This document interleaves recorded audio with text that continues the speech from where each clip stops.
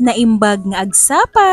And for today's mini vlog ay nagtungo po kami sa simbahan ng San Sebastian Church at dito lang po yan sa Pinagbuhatan, Pasig City. Nagadugamin basol kun isong agkumpisalak man. Di nga. Sorry na po agad dahil ang video na ito ay noong February pa po ata. Ganun po ako kasipag. Alay ko. Pagpasok nga po ng 2025 ay kinuha po akong ninang sa binyag. Of course, G naman po agad ako dahil blessings yan. Share ko lang guys, 4 years ago ay dito rin po bininyagan si Kylo. Kaya habang binibinyagan po si baby Naija, ay naalala ko din po nung kay Kylo noon. At ngayon si Kylo po ay kinder na. Parang kailan lang. Tapos na po pala ang misa dito. Special po pala to kaya solo namin ang simbahan. At syempre, picture muna bago pumunta sa reception.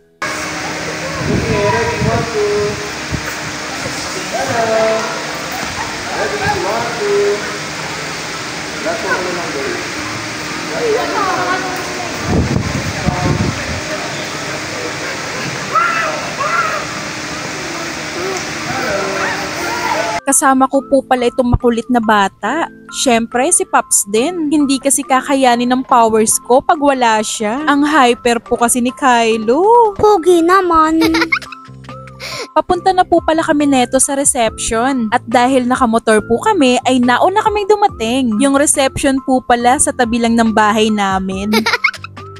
Nakahanda na po pala itong mga pagkain pagdating namin. Maya-maya ay nagsidatingan na din po yung mga ibang bisita. Inuna ko na nga po munang pakainin itong si Kylo. Tatno makabuelo ak madamdamaan ng mga nakon.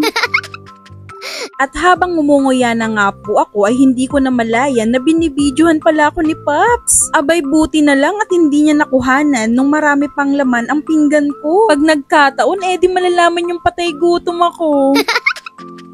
Nabusog na nga po ang lahat ng maalala namin na hindi pa pala namin nakakantahan ng happy birthday ang celebrant. Buti na lang nahabol pa.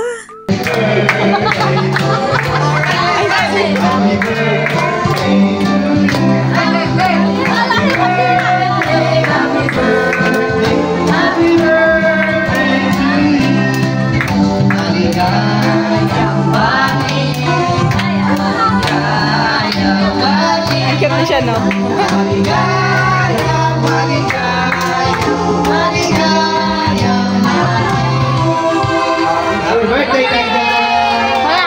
Naway lumaki kang mabait, masunurin at may takot sa Diyos. Maligayang kaarawan sa iyo, Naija. Salamat po sa panonood. Bye-bye.